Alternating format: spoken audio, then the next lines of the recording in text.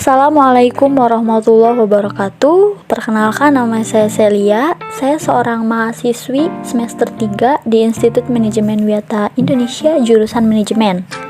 Di video kali ini saya akan memaparkan materi tentang Profit Maximization under Perfect Competition and Monopoly, atau memaksimalkan keuntungan di bawah persaingan sempurna dan monopoli.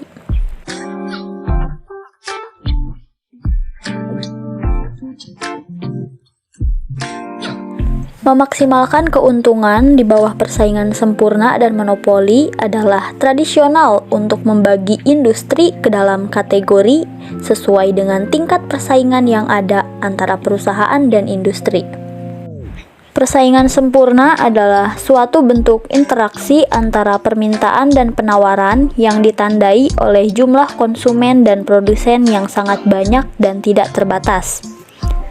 Pasar persaingan sempurna merupakan pasar atau industri yang dicirikan oleh perusahaan kecil yang banyak jumlahnya dan membuat produk yang sama.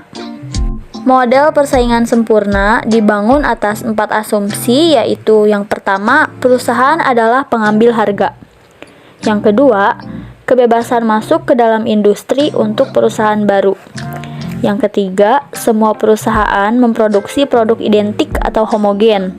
Dan yang keempat, produsen dan konsumen memiliki pengetahuan yang sempurna dari pasar. Berikutnya yaitu ada kelebihan dan kekurangan dari pasar persaingan sempurna. Untuk kelebihannya, yang pertama yaitu tidak ada kekuasaan di pasar. Harga yang ada ditetapkan di pasar cenderung stabil karena produk yang dijual sangat banyak. Oleh karena itu, penjual tidak dapat mengubah nilai jual. Yang kedua, efisiensi produksi adalah menggunakan biaya seminimal mungkin dalam melakukan produksi. Ada juga yang disebut efisiensi alokasi, adalah setiap barang atau jasa sampai ke titik maksimal memberikan manfaat marginal ke konsumen. Yang ketiga, dapat meminimalkan biaya iklan dan produksi, karena produk atau barang yang dihasilkan hampir sama kualitasnya, maka setiap jenis produk akan sulit dibedakan dengan produk yang lain. Dan yang keempat yaitu informasi pasar yang jelas. Pembeli bisa meminimalkan tingkat kecurangan yang bisa dilakukan suatu oknum yang ada di pasaran. Semua aturan dan prosedur yang sudah ada menjadi hal yang harus dipatuhi oleh semua orang dalam melakukan transaksi di pasar tersebut. Untuk kekurangan dalam pasar persaingan sempurna ini dapat dibedakan menjadi 2, yaitu yang pertama, minim produk. Karena barang yang dijual hampir sama, maka akan terjadi perebutan pembeli oleh para produsen yang mengakibatkan ketidakmerataan hasil.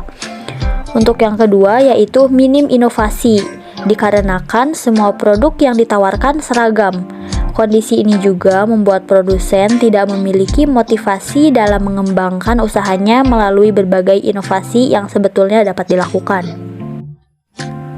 Selanjutnya yaitu keseimbangan jangka pendek perusahaan.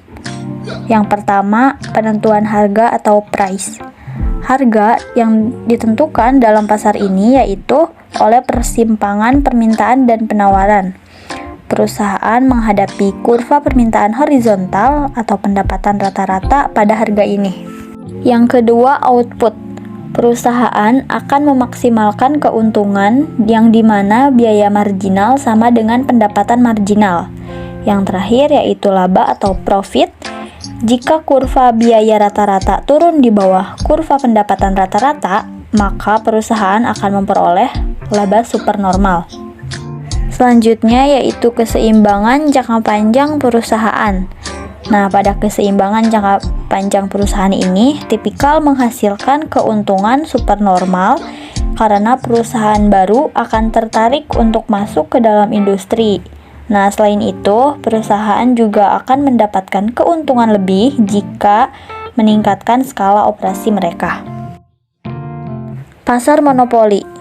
Pasar monopoli adalah pengadaan barang dagangan tertentu, baik itu di pasar lokal maupun nasional, dan sekurang-kurangnya sepertiga dari pasar tersebut dikuasai oleh individu maupun kelompok. Berbeda dengan pasar persaingan sempurna, dalam pasar monopoli ini, perusahaan merupakan pembuat harga. Yang terakhir ada perbedaan pasar monopoli dengan pasar persaingan sempurna. Yang pertama, dalam pasar monopoli akan menghasilkan output yang lebih rendah dengan harga yang lebih tinggi dalam jangka pendek. Yang kedua, pasar monopoli dapat mencapai skala ekonomi yang substansial.